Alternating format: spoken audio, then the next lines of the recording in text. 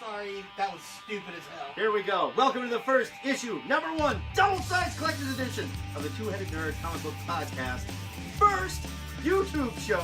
I'm so tired. We've done this 3 times already. Cover to cover, episode 1. That's how it works. Every Saturday from 11 to 12:30 Central Standard Time, barring some bizarre hiccup in the iPhone universe. Joey and I will be talking all things comics with you nerds live. You can call us at 402-819-4894, or you can just click the little call now button on Facebook.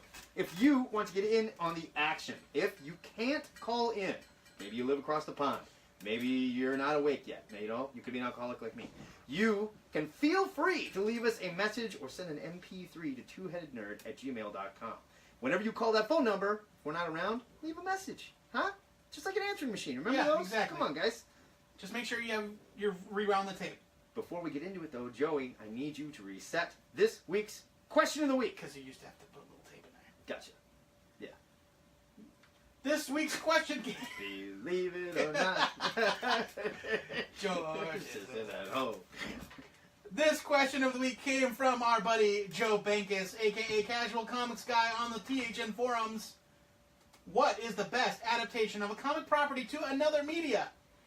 TV, movie, radio play, video game, etc. Viewmaster, yeah. Remember those? Yep. All right.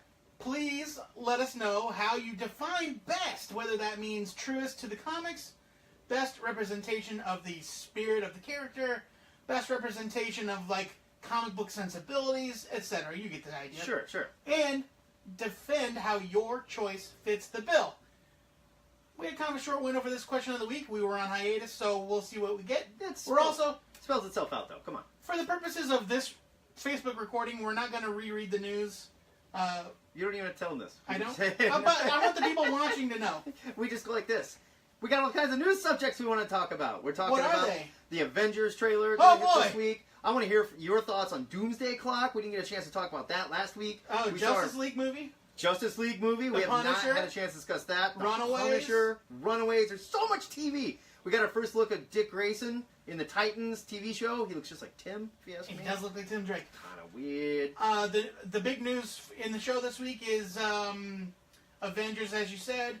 It's also the New Mutants returning to comics. Yes. Very excited about that. And the idea that there might be, fingers crossed, if the fans make their voices heard, a revival of the Justice League Unlimited cartoon. Oh, gotta be better than the movie we got. It worked for Young Justice, is all I'm saying. It's true. Let's get into it with... We just got a few voicemails while we were having some trouble here. Holy smokes. Hold on. Let me star them so that they're up together. Who is our very first one? I'm going to say it is... Is the ringer on? The ringer's on. We're ready. The ringer's on. We're doing it. You can call us. We will interrupt any of these jerks that hit us. Let's start with... Looks like a new voicemail. Oh, never mind. Forget it. Hey-ho. Thank you for calling. Two-Headed Nerd. Cover to cover. Caller, who it is? JD, you got to catch them all. Somehow I knew it would be. You are very good at getting in first every week. It's amazing. Someone out there is like, screw this guy. How does he always do that? What do you want to rap about? Thanks. Thank you.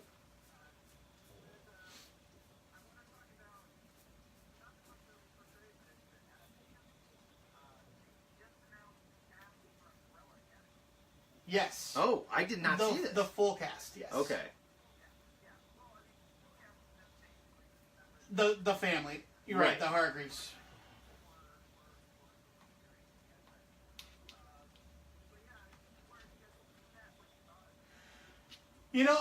I saw the list of names, but I didn't recognize any of the names other than what's her face from Juno. Tom Ellen Hopper. Page. I recognize that name. I mean, I don't know. Yeah, I guess I'm with Joe here where I don't know enough about these actors to really...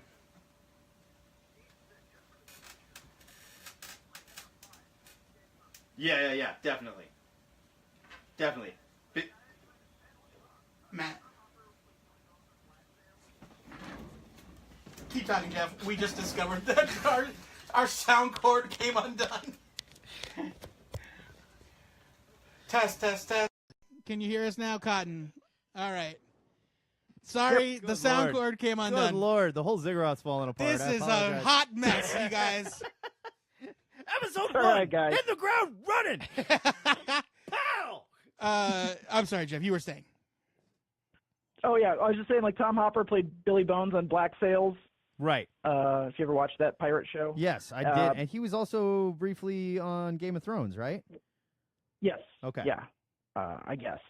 According to his IMDb, I don't watch Game of Thrones. So. Emmy Raver Lapman was in Hamilton. Huh? Yeah. There you go, Joe. Oh, hey. Oh, yeah. Tom Hopper. He played. He was the son of. He got killed in that last big battle. Spoilers! Holy smokes! Come on. Oh, come on! If you haven't watched it by now. Yeah, he was Sam Tarley's brother. Yeah, and he's going to be the guy with the gorilla body and the human head. Yep. Yeah. Oh, I nice. think that'll be good. I do too. But yeah, I'm excited for the show. I mean, I think it's going to be awesome. It's one of my favorite comics. It's one of my favorite of all comics time. too, and it's one that should very easily lend itself to a show, if you know what I mean. Yeah, I agree. Like there were more. If you haven't read the Umbrella Academy, you absolutely should. What's the name of the writer? I can't say his name suddenly. Gerard Way. Thank you. Gerard Way. Gerard Way, lead singer of My Chemical Romance. Formerly, they're they're still a not band. together anymore. I don't think. I think they're still a band. No. Yeah, They they're are. Still, they are. They're still a band. They still tour. Maybe I just. And that was the whole hopeful. reason I would not read it, because I was not a fan Same. of My Chemical Romance. Absolutely Like, the nope, not doing same. it. And then I Yeah. read the Umbrella Academy. It is one of the most heartfelt, wonderful, human Oh, yeah. superhero stories I've ever read, about 4 kids, all with these different abilities, and their father that raised them has just passed, and he treated them their whole life basically as like a science experiment. It's essentially the Doom Patrol if the Doom Yeah. Patrol were all adopted by the Chief. And now how they're dealing with their father's passing. And Yeah. it's wonderful, wonderful story. I remember when it came out, I was telling people about it, and everyone was like, I don't, it's just going to be another celebrity vanity project comic book. And I was like, Yeah. no, you don't realize Gerard Way interned for DC before he was a rock star. Yeah, Yeah, that's true. dude You know, is a big rock old star was writer. his second choice. Now he writes stuff that I can barely understand for DC, but I still kind of like Doom Patrol. I'll give him that. Yeah. I can't tell you what's going on in it, but I do still like it. So like, Yeah. I remember when I saw the list of names, and other than Ellen Page, I didn't recognize any of the names. Obviously, She's playing the white violin. yes. But I remember my first thought being David Castaneda, and I immediately confused him with Dan Castanella from The Simpsons. Oh. I was like, man, that's a weird pick. It's like Homer Simpson is going to be on the team. You know, I'll be honest with you. I think, though, with some of these comic book shows, when they cast them, I think sometimes having a cast of people that you don't immediately recognize is not necessarily a bad thing. No, Not at all. I prefer I it. much prefer Yeah, it. Yeah. Like the Justice League movie. I'm sure we'll talk about that with somebody at some point, but Avengers as well. The Marvel Cinematic Universe had this problem with Robert Downey Jr. Yeah. And yeah, they did. And the same thing happened when Michael Keaton was cast as Batman. Everyone was like, Oh, yeah. "Holy cow, really?" And then they prove you right. Yeah. But it's a bigger hurdle to get over when you're casting a well-known Right. face as Ben a Affleck character. as Batman. Ben Jason Affleck, Momoa as exactly. Aquaman. Right, Yeah. exactly. Well, and No, I think with Umbrella Academy, I think they put their big name in the right place. Yes. With Ellen Page putting her as the villain. Yes. Right, and arguably she's the main character of Umbrella Academy, Yeah, if there is yeah. one. I suppose. Yeah. Though her appearances in the comic are actually pretty slim. I mean, there's entire issues where she doesn't appear. Right. That's It's true. more just sort of about her, I guess. And, Yeah. Like, you're right. you know, it's like how they sort of like their orbit around her story, more or less. Right. So, Yeah. sorry, I'm kicking you. Thank you very much for your call, JD. It's always good to talk to you. I'm glad you brought that up. I did not even All right, notice well- that casting rumor. I appreciate that. Well, welcome back, guys. I should have some more Lake House reviews up and running. Oh, did since I you? Is there already one in the hopper, Jeff, that I missed? The Happa? The Happa? Yeah, Like, there's a Doctor Strange one. I'll go in there and get it up. There we go. You can read JD Ketchumall's stuff on our site. He has a review section called Reviews from the Marvel Lake House. Tales from the Pardon me, Marvel Lake Tales House. from the Marvel Lake House. Branding, get your branding He straight. lives in the past about 6 months because he reads off the app. And he's dead. Don't tell him. Okay, we don't want to spoil it for him. Thank you so much for your call, JD. I gotta say from this standpoint, I think Brian Michael Bendis is doing amazing work with Marvel, and it would be a shame if we ever lost him. Oh, I know, right? I know. God bless my Aunt Bendis. May he live forever. Thanks for your call, buddy. Later. Bye, Jeff. Let's go to our first voicemail here. James Kaplan is our first voicemail. Oh, it is. It's from not your buddy, yesterday. It's not your buddy Ben? Oh, you're right, Ben. Yeah. He called like 2 weeks ago. Well, let's see what he's got. Let's do it. Joe's buddy, Ben. I know Ben, too. He's a nice guy. I wonder what he has to say. I don't know. Maybe he doesn't want to be friends anymore. Hi, Joe and Matt. This is Joe's friend, Ben. I saw the Thor movie last week, and I really enjoyed it. A lot of people were enjoying it. But what I'm struggling with, guys, is in everyone's review of the film and everyone's enjoyment of the film, there's this strange backlash to the other two movies. Everyone's saying, well, at least it wasn't as bad as the first one.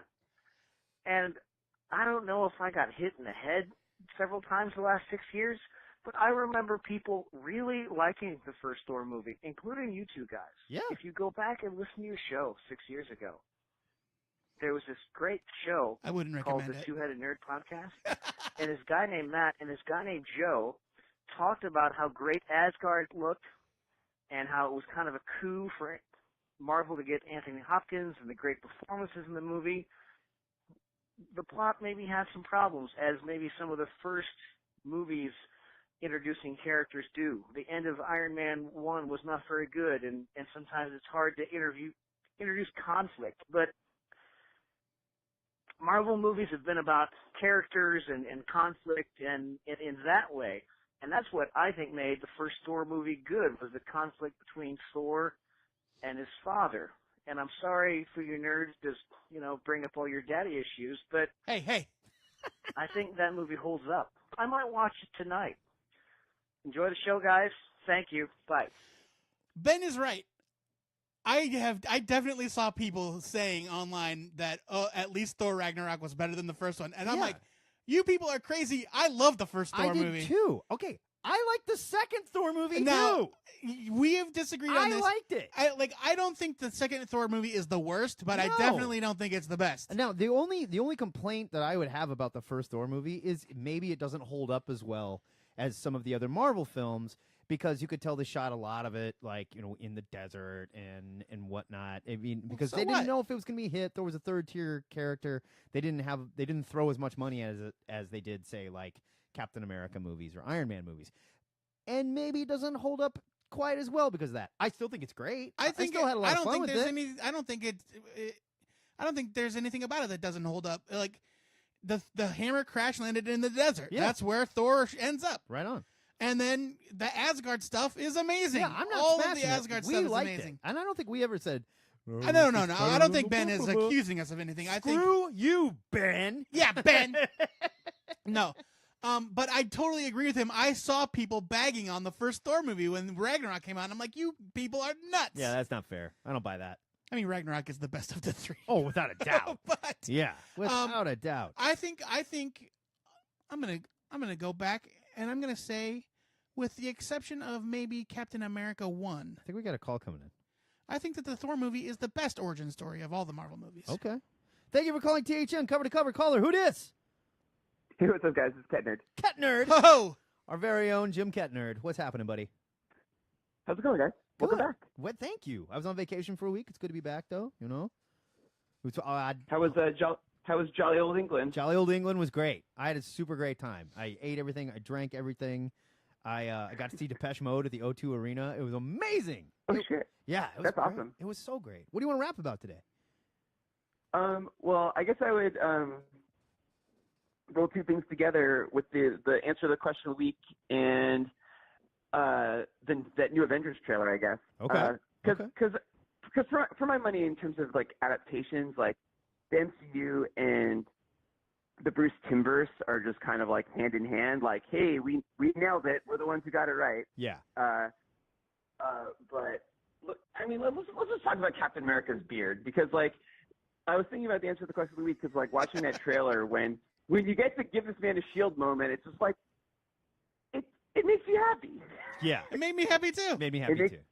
Okay, now there's a rumor swirling around, and I think it's like pretty much the worst kept rumor because Mark Ruffalo and Tom Holland don't know how to keep their big mouths shut. Yeah, I'm sure.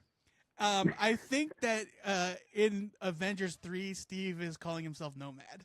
No. Yes, I think it is. I think it's true. I hope it's true. You better put on the blue and yellow then. He's not going to put on the blue and yellow. I want the old blue and yellow Nomad costume. I want a yellow cape.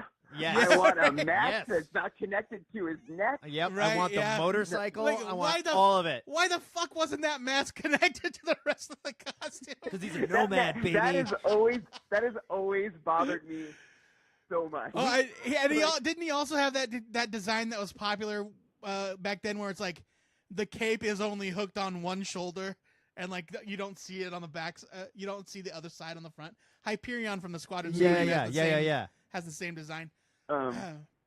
Yeah, I knew that he threw like the instead of the shield, he had the small little yellow discs or whatever. Yeah. Oh man, that So was dumb. pretty goofy. I'm but you looking know at what? the cover of Nomad I am- #1 right now. Oh my god! It's like not only did he's got a shotgun. That's not the same Nomad. I know. That's the different a different Nomad. Nomad. I forgot about that one. He was but- sexy.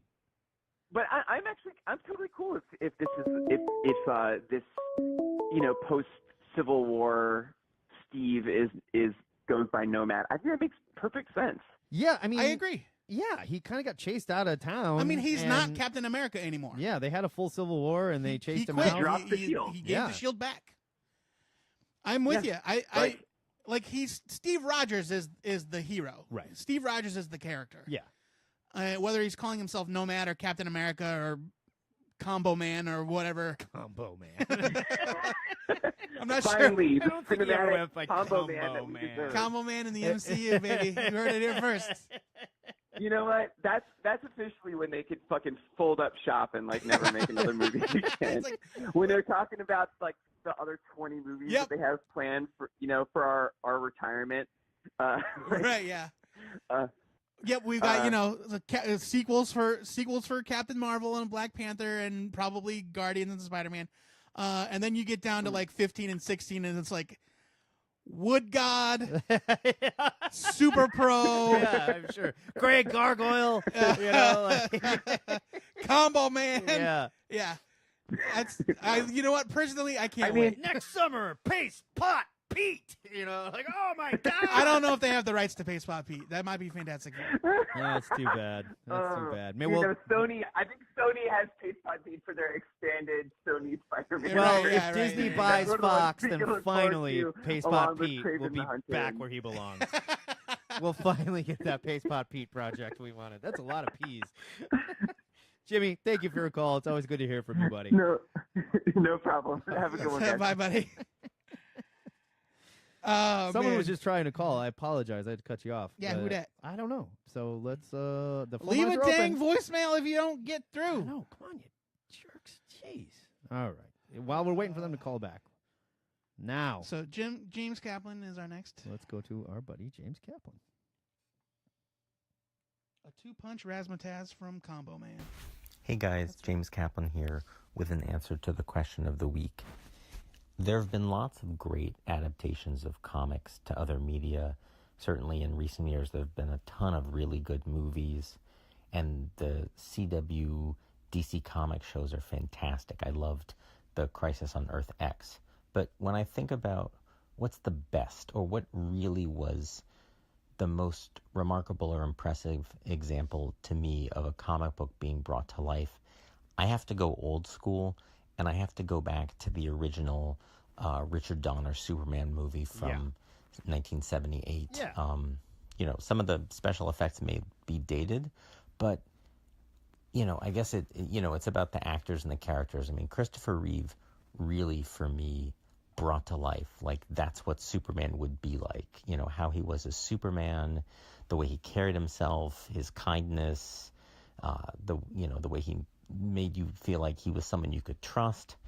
And then just the incredible, just because he was such a gifted physical actor, the way he really made Clark Kent really seem like a separate person, he made it seem a little bit less ridiculous, the idea that a person could just put on glasses and nobody would know that Clark Kent and Superman were the same guy. He was that good. Margot Kidder was great as Lois Lane. Gene Hackman was a lot of fun. Not exactly how I think of Lex Luthor, but he was tremendous fun. And it just really felt like a comic book brought to life. So, yeah, I think that would have to be my choice. Anyway, look forward to hearing what other people have to say. Take care. If you want to know just how good of an actor dude was as Clark Kent, go watch Brandon Routh's Superman Returns, where he is doing a direct imitation. Yeah, he's doing and it's so bad. It's an homage, Matt. It's an homage. So bad. It was bad. No, I think Brandon Routh did a great job as Clark Kent. I thought he looked good in the suit, and he was fine as Superman. I think maybe the director Superman just had him Returns ham it up has too a much. lot of problems. Yeah, but it's for my money, I'd rather watch the presence of the now disgraced Kevin Spacey notwithstanding. I'd rather watch Superman Returns than Man of Steel in a heartbeat. Because I don't know if I disagree with that or not. I would have to think about it. Just the end of Superman Returns, where you get to like, okay, this is Lex's big plan. It's the same plan. I'm gonna make new land in the ocean. Instead of breaking off a chunk of because land, I go there first. Yes, I'm gonna stand there and go. That's how it works. It's mine, right? Also, it's a radioactive hellscape. Yes. But whatever. Yeah, I mean, it's the exact same plot of Superman the movie, but in reverse. Instead of breaking off a chunk of California and claiming what's left, a new chunk. He's gonna make a new chunk on the other side and take that. Yeah, exactly. Otisburg. Yeah, does Cal Penn get a little chunk of it? Piper Posey, right? She got a little piece. Parker Posey. Yeah. Piper Posey. Who's that? Parker Posey. Yeah. The You're thinking of Piper Parabo. Piper Parabo from Coyote Ugly. Easy to confuse it too. Yeah. James. I mean, that of course, obviously, would have been my answer. That was going to be my answer too. Yeah. All right, we got. This is the person I was trying to call earlier. Thank you for calling THN Cover to Cover. Caller, I am sorry I had to cut you off last time. Who dis? It's Brian Domingos. Brian Domingos. Dingo. The king of the THN forums. Ladies and gentlemen, if you go to the forums and you say something wrong, Brian Domingos will cut your damn head off. What do you want to rap about today, sir? Your virtual head. Your virtual head. We're just my powers only go as far as the internet for now. So ours too. Don't sweat it. Well, I mean, it seemed like overnight the world got set on fire, but Marvel hired CB Cebulski to fix everything at Marvel, so that's working out great so far. The guy who brought us apparently anonymously, A4 or X4, the X-Men Fantastic Four book that was terrible, so and the unwanted Age of Apocalypse sequel. Remember that one? The 10th anniversary. Yep. So real quick, for Matt's benefit, how up to date are you on this whole CB Cebulski situation? Oh, I know about it. He wrote under a pen name and pretended to be a Japanese guy. Yes. And went as far as to say that he has seen said Japanese guy in the Marvel. That people that there was a Japanese translator that came to the office. Right. And all of the articles I read said that people confused him for Akira Yoshida. That does not happen. I mean, unless that Cebulski was like, pretend to be me, please. Yeah. Something like that. And, does that make dude a racist? No. Yes. No. It's no. racist. It's yes. stupid, but it's not racist. I'm saying you can be accidentally racist. It's not like he was fucking Jerry Lewis in Breakfast at Tiffany's. No. But like, he was so sorry. Okay. Come on. All right. Matt, I'm glad you brought that up. If you go through and look at the books he did, right, he is 100. It's basically Jerry Lewis at Breakfast at Tiffany's. It is like cultural appropriation, like textbook. I will say all these. The dude has always loved Japanese culture. I followed him on Twitter for years, and he's always going to Japan. But eating still, Japan. like that's right. like You can't claim to be a part of a culture that you're not from and then have a voice in that culture. But he wasn't claiming to be a part of a culture he's not from. He was claiming to be a person that is part of a culture. Oh You know my what I God. mean? That's what I'm saying. No, it's not like that it's woman. so much worse than like wearing kimonos. Right. He wore like digital anonymous like yellow face. I don't disagree. I don't disagree. I just don't think it's racist. I think it's stupid. Listen, I think the act in the moment, yes, it's racist. I'm sorry. I don't think that makes C.B. Cebulski a racist. No.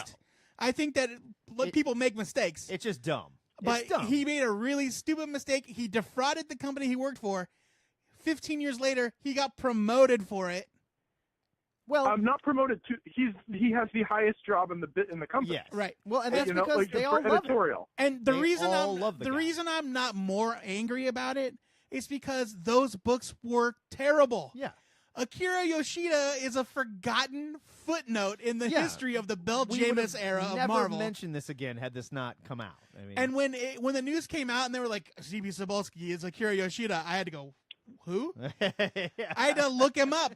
And then I remembered, yes, Wolverine Soul Taker. What a piece of shit. Yeah, that Oh was my terrible. God. That was terrible. Well, see, this is the thing for me is that it's the fact that it's a creative role, like he has a creative job and he's running the ship, but it's like, look at what he did when he had the opportunity. He got a free pass to write comics under this thing, and he wrote some of the worst things they put out for that decade. So Yeah, I mean, it doesn't make me feel good that it's like, bad oh, you know writer, what? though. I mean, like he yes, tried and it we sucked. do it all the time. I know we do, but what I'm saying is he's also like, and I'm not defending what he did. So just save your tweets and save your freaking out.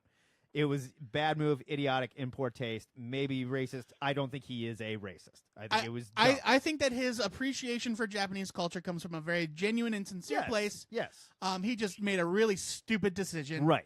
And David he should Mack have has gotten been doing the same thing for a long time, but he does it under the name David Mack. Yeah, and David Mack is good. He's Yes, good. and David Mack is good. But so, David like, Mack is also not claiming to be something he's not. That's what I'm saying. Yeah. That's what I'm saying. But Cebulski is very tight with a lot of these creators, has been a very positive force in editorial for Marvel for a long time, and I don't think he is a bad choice for that job. Brian and I outside of actually had this discussion on the Facebook fan page. Cebulski has a couple of very big wins to his name as an editor. One of them is Runaways. Okay. He has one big name. The majority of them are garbage. No, I'm okay. When he was an editor. Right. But as a talent liaison, that's different. Yes. He's done a good job bringing talent to Marvel. Absolutely, and all the young talent really likes the guy. I'm saying outside of this one thing, I think it's a perfectly good hire. Outside of this 1 year. I mean, you don't see and several dozen comic books. But that's the thing. It's like, that's great. Let him be in charge of talent. You're putting him in charge of the entire thing. He did this really morally not great thing. Right. I mean, no one got hurt, but Right. it's like, it's not great. If that happened, if someone did that now, like if Peter Tomasi wrote, as like some, someone made the joke, I think it was Sean Baby online, about like the name that he picked is like having someone called like Cheeseburger Schwarzenegger. It's like, exactly. It's like the most. It's like, which is like the funniest. That's like the funniest joke I've ever read. But it's like, it's so like surface level. Like, it's kind of inexcusable. Like, it's not the end of the world, but it's kind of like, come on, man. Like, that's pretty lame. It's super lame. It is super lame. So creatively, he's got garbage work. He got the chance to put out stuff. He worked with Chris Pacello on a follow-up to Age of Apocalypse. Did anyone read it? I don't think so. It's I bad. did. I read not it. good. It was not good. I mean, it wasn't good. Chris Pacello has his ups and downs. This was a down note, and he had all these big, like, I remember the projects and being like, I don't know, he's some guy from Japan, I guess. Like, okay, this is what they're doing now. They're doing the Mangaverse. Like, oh, C.B. Cebulski's editing the Mangaverse. Okay, and then there's this Soul Taker book. Okay, they're trying something new. No, it's the same guy. It's the same guy pumping out this like fake manga crap that nobody wants. Yeah. And that's his artistic thing. He's really great with the creators. Okay, he gave Brian K. Vaughan, who had a career, a gig that nobody would pass up. Yeah. Okay, I guess, like, he didn't say no to Runaways. That's his, like, the highest thing on his resume. Like, Okay. Like, who would doesn't have? seem like What Right. editor No one would have would've. passed on it, right? Dan DiDio. yeah. So it's kind of like He would have totally passed on. I don't know. I mean, so No, I think it's, hear what you're it's a saying. little weird. I hear what you're saying. It seems like a good move, and then I don't know. So now's not a good time to have skeletons in your closet. Oh, I don't certainly agree not. with No, that. like it's a real bad time. Yeah. It's a real bad time to be a dude with a secret history of shitty behavior. Let me Yeah. tell you. Yeah, And I think it's a pretty shitty Unless thing. you're like but me it's- and you again, just own it. Right, You know? and the internet is just Yeah. horny for people messing well-known up. internet creep, Matt Baum. Absolutely. Right. That's right.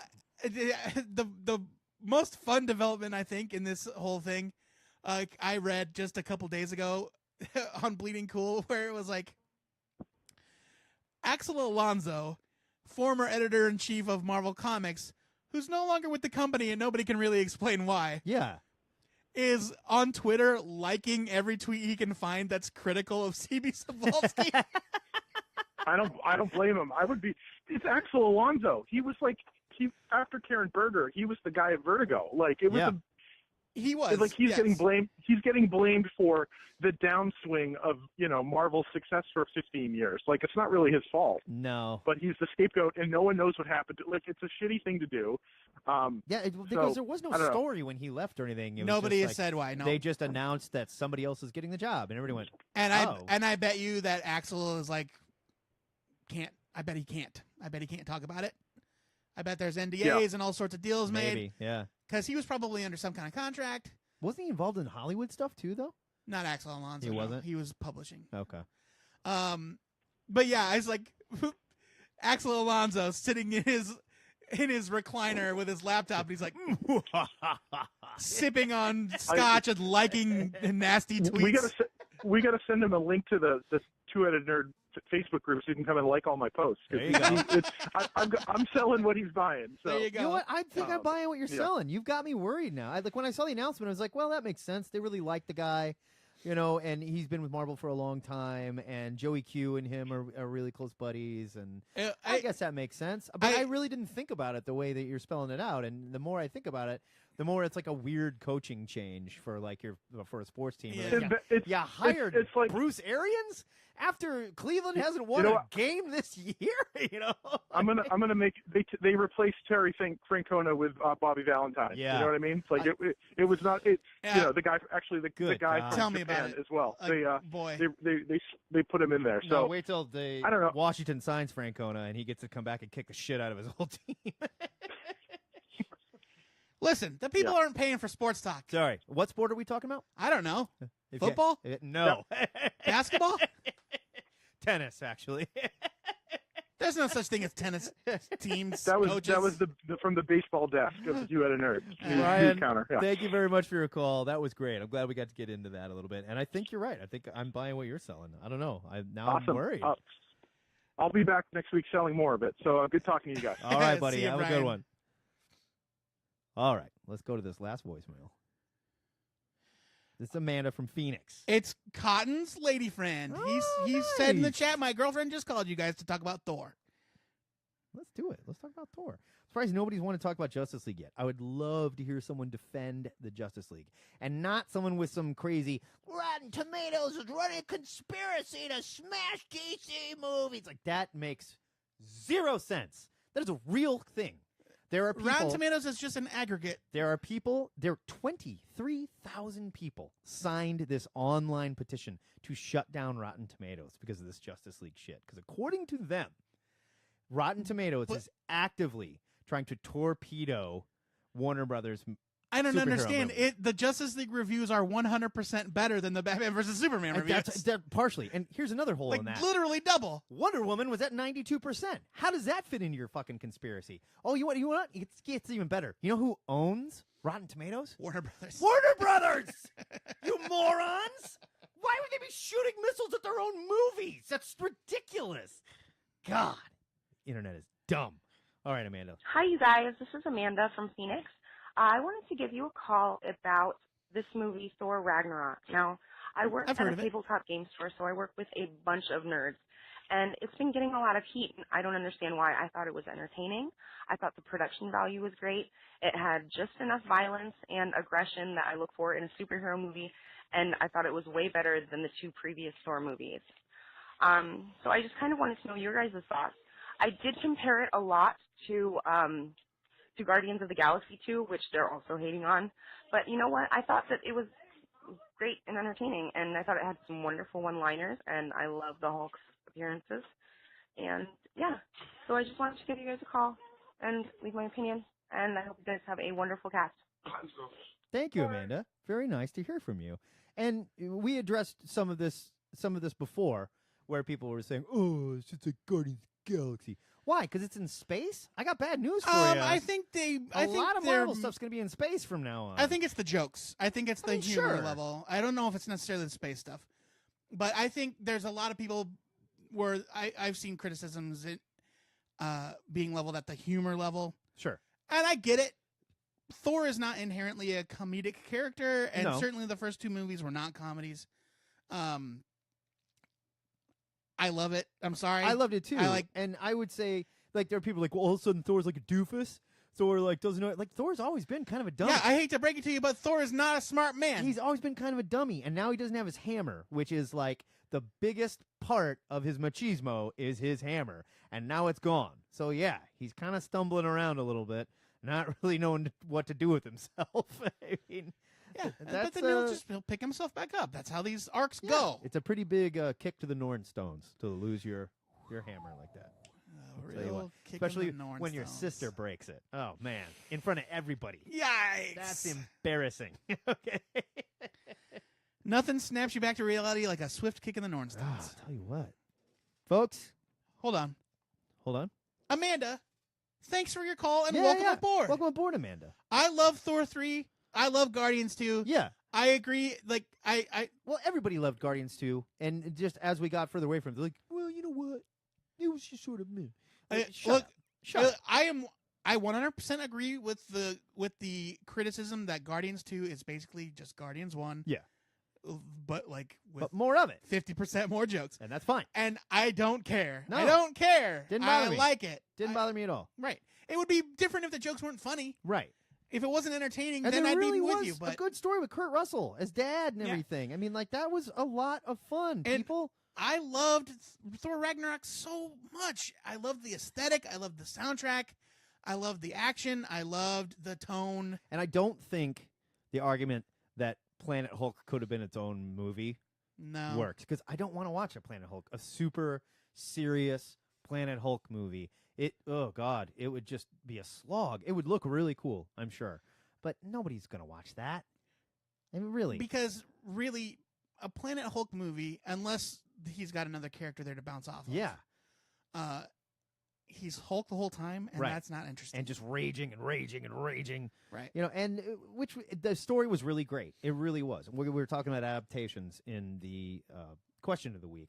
But it's one of those things where, just like the Thor comic right now, which is wonderful. If you're not reading Thor, there's something wrong with you. Arguably one of the best runs of Thor ever going on right now. I would not want that to be my Thor movie. Because it is too serious. It is too bogged down in the mythos and the fantasy and everything that works in the comics that I expect from my Thor comics. That's kind of over the top. Yes. That Jason Aaron, that is what he does so well, but it just would not work in the movies. We need a more lighthearted look at this character so you can relate to him. And like I see a lot of people criticizing, when people tend to get critical of these movies or comic book adaptations in general, I hear a lot of things like, everybody just sounds like Tony Stark. Everyone's just cracking jokes the whole time. That's not true for one thing. Yeah, I don't buy that. Like, I go ahead and go back to those Captain America movies and tell me that they're not like super serious. Yeah. They might have lighthearted moments, but I think, like you said, you need that kind of levity. Right. To make the source material work. Not just to make it work, but to make it appeal to people that don't give a shit about the source material. Right. Most importantly. And I think that's one of Justice League's biggest problems. You pick Steppenwolf as your bad guy. I was even like, wait a minute, who the fuck was Steppenwolf? He's the Herald of Darkseid. I had to go back and then not just that, but everyone in the movie is so dour and so serious, and Batman is going, Mother Box, the Mother Box. Okay, but you have not seen the Mother Box Justice League movie, and that's not the Justice League movie. Mother Box got Mother Boxed while I You're, was Mother Boxing. you're misrepresenting the Justice League movie. The Justice League movie is much, much lighter in tone. Yes, because Joss Whedon came in and redid some stuff. Than the last movie. Aesthetically, yes, it's still that kind of washed out Snyder crap. Still, But the only character that anybody really glommed onto, from what I've seen, was Wonder Woman and the Flash, and everybody else like, whatever. For the rest Disagree. of the guys. All right, we got a call coming in. Thank you for calling. Two-Headed Nerd, cover to cover, color. Who dis? Gentlemen, this is Cotton. What up, Cotton? What's his custodian? We just talked How to we your doing, guys? lovely lady friend. She left us a message. She sounds wonderful. Yes, Amanda. She's quite the charmer. All right. Don't get sucked into her BS. She's quite the charmer, though. Oh, I know all about that. I married one of them. What do you want to rap about today, sir? Well, essentially, and I just rewatched it a second ago. The fucking Avengers trailer. Yes. Let's talk about this Infinity War and how ridiculously excited we all are about it. Yes. I'm very excited. Now, let's talk about it, and let's put it next to Justice League, shall we? Because they do have similarities. You've got I would love to, because I saw Justice League over the break, and editing, man. Yeah. Editing. A problem with editing. The Flash is running, and the timing, man. The one movie they wanted to cut short, they shouldn't have. Yeah. Well, you do have another great big cosmic entity coming to Earth with, a parade of nameless aliens that they're going to punch until they get them back in the hole. Looks like something very similar going on with Thanos and a bunch of, and we know Thanos commands an army and stuff like that. But for some reason, when I watched this trailer, I went, oh, yes! I was so excited, and I just... Well, I think that a lot of that comes from the fact that the Marvel movies have earned that, and the DC movies have not. That's exactly where I was going. Not that... What do we have, like 18 different Marvel movies at this point? Right. Yeah. Something of that nature versus 5 or 6 DC movies? Well, I mean, if you're going once a count, I guess you're going 3? Well, Superman, Man of Steel, Batman versus Superman, and Wonder Suicide Squad, and Wonder Woman. Oh, yeah, I keep forgetting. So Justice League makes 5. Suicide Squad, I just forget it even happened because there was no story. No story. I Cotton, I know that you have strong negative feelings about Justice League, and I acknowledge that it's got a ton of problems. But I saw Justice League, and I was expecting to hate it. I was expecting to dread it, or I was dreading it. And, yes, the editing is a mess. Yes, Joss Whedon had to come in and hack together something, which arguably, having to come in and limp the movie to the finish line is not his fault, and it's not Zack Snyder's fault. Zack Snyder had a terrible family tragedy. Yeah. They did what they had to do to get that movie out the door. Now, maybe they should have delayed it and given it a little bit more time. There's there was news coming out that a bunch of people did not want Zack Snyder on this film at WB, and the guy the CEO, I can't remember his name, said, nope, he stays. If we take him off, we're gonna look weak. It's gonna look like it's a mess. He stays. And they were like, okay. and see, I agree. I don't think it's Zack Snyder's or Joss Whedon's fault directly as much as it is overall WB executives putting down. Right, the inner workings of the movie company versus the people who are actually putting in the time every day in and out.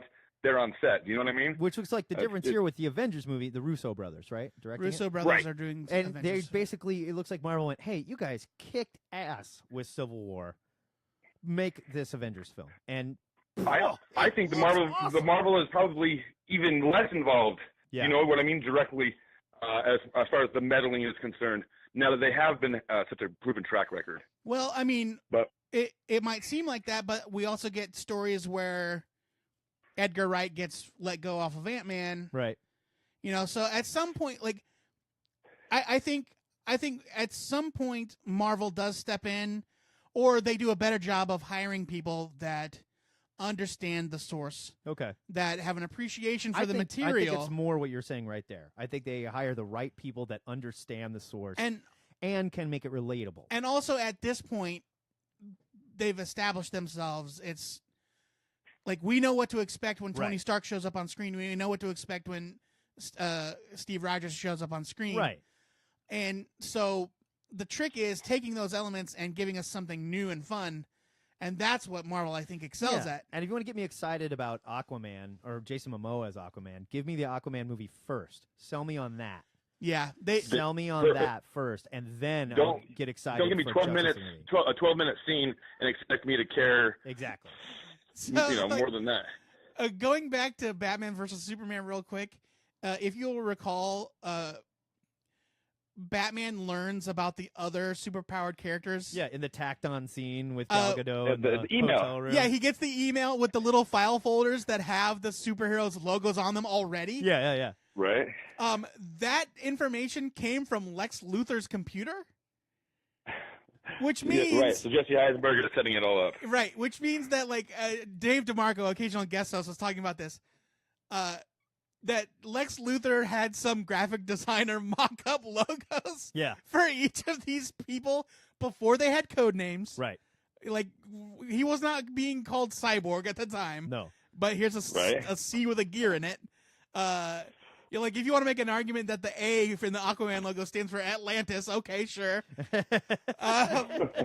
But yeah, it's like, so I want the story of the intern that had to label those file folders. Yes, sir. Right away, sir. And he's like, "Whoa, try again. Now I was thinking something like a C with a gear. I'm Lex Luthor." And then he stuck another Jolly Rancher down his mouth, right? Yeah, exactly. Then he left a jar of pee on his desk. I guess, but the Infinity War was an amazing trailer, all in all. Absolutely. I actually like the idea of Thanos not needing armor. The more stones he gets, or the more gems he gets. Sure. It's like I heard that doesn't need to wear gloves, I mean, because he's Superman. Yeah, I mean, right. I agree that Thanos doesn't need armor. The He Hulk just doesn't looks wear a shirt because the Hulk doesn't need to wear a friggin' shirt. He just looks cool in the armor. Hulk's supposed to be wearing the Hulkbuster in this one. Yeah, that's what everyone is saying. Mark Hulk Ruffalo's in the Hulkbuster. Hulkbuster armor. It's just that I'm fine if Thanos doesn't need all that gear, but does he have to look like he just stepped out of the Margaritaville lobby? He's like casual Friday Thanos. Oh, come on. It's not right? like he's Tommy Bahama or anything. He's got a sleeveless vest on, Matt. Come on. Yeah, he's Thanos. He's showing off his glamour muscles, man. Thanos doesn't go to the gym for his health. Come on. But I am... go ahead, gentlemen. No. You. Oh, I was going to say, I was just kind of disappointed that they're not including Supergiant in it, it looks like. Out of all the Thanos kids of the Black Order, I don't see any Supergiant anywhere. Which and one they is changed Supergiant? the Black Dwarf's name. Oh, I don't even remember all the names. The only name I remember is Proxima Midnight. Yeah. Proxima Midnight, Ebony Maw. Oh, yeah, they got Supergiant, and it was supposed to be the Black Dwarf, but they changed the course. I don't remember his real name, but Black Dwarf has a name change. But I just was Supergiant. I was hoping to see in there, but no Supergiant. Yet. Which one was? I think they're calling him Supergiant? Black Little Person now because dwarf is sort of a derogatory term. So, Black Little Person. Right. Boy, that name's got problems of its own. Which one was Supergiant, Cotton, in the comics? What was that? I'm sorry, Joe. Which one was Supergiant in the comics? What was that? Supergiant is another one of the Black Orders. She is essentially one of the entities there that they normally have running around with Thanos. Okay. Super strong. Wears white, like a white. Oh, gownish yeah. Gotcha. Kind of a weird looking pale skin. She's not the standout per se, but I just didn't see her in there though. Yeah, I thought there was the big Hulk-like character that had the extra arms. Yeah. Right. I saw him in the trailer. That's the Black Dwarf. Yeah. So Black that's pretty Little cool. Person. Let's get it straight. Come on. We don't want to offend anybody else. Don't want to offend anybody there. Cotton, thank you for your call. No problem, gentlemen. Glad to have you guys back. Yeah, glad to be back, brother. Nice to hear from you, man. We'll talk to you soon. Take it easy. Yep, next week. Thanks, guys. Bye-bye. Woo! I think it's about time to wrap it up. I think it's time to wrap it up. We had a ton of fun, though. Thank you to everybody that called, everybody that played along. You can tune in next Saturday, like I said, barring any iOS bullshit that we had to deal with today. And you can call us at 402-819-4894. You can talk about any comic book, nerd-related stuff in the news. I don't care if it's video games, TV, Viewmasters, movies, music, whatever you want. Cave paintings. That's what we do here. And this show is going to live on our THN YouTube channel, uncut. We're going to take a little best of section. It'll be a little bit cut because we had a lot of problems that probably need to get edited out. But I'll cut all that out, and we'll just use. We're not going to edit out any content. No. So that is where you will go to see that. You can get some snippets on our show as we're going to tease other people to tune in and play along. Without you guys, we don't have a show again. Thank you so much, and we'll be back to do it again next week. But for now, this is the Two-Headed Nerd. No, for now, we need to set up the next one. Yeah, before we go, I'm sorry. Good Lord. Jesus, it's been a week off. I already forgot. Joe Patrick, give these kids the new question of the week to chew on until next week. All right, this question of the week comes from Black Scorpion the 3 via the THN forums. He proclaims, there's a 7th Transformers movie in production. Thank the Lord. Michael Bay's career is devoted to ruining something I loved as a kid. Pardon me, thank the Allspark. The Allspark, yeah. Tell LR1. Who's your comic book Michael Bay slayer of comics that you cared about? So somebody that took something you loved, rolled it around in the mud, dropped it in the toilet, and then flushed it away. Yeah. Gotcha. Gave it weird testicles for no reason. See, and that's my Michael Bay is Michael Bay after what he did to Godzilla, I guess. So. Did he make Godzilla, or was that Jerry Bruckheimer? He was behind it. It was like Roland Emmerich, I think. But they all came out of that same school. Bruckheimer, they're Emmerich, all the and same Bay. person. It's a real Akira Yoshida, CB Cebulski situation. Yeah. No, they're like a human centipede. They crap into each other's mouths. Yeah, it's disgusting. Yeah. So there's your question. You can call us. You can leave a message, or you can call us live next week, or you can send us an MP3 to twoheadednerd@gmail.com. But for now, we got a show to finish, kids. This is the Two-Headed Nerd.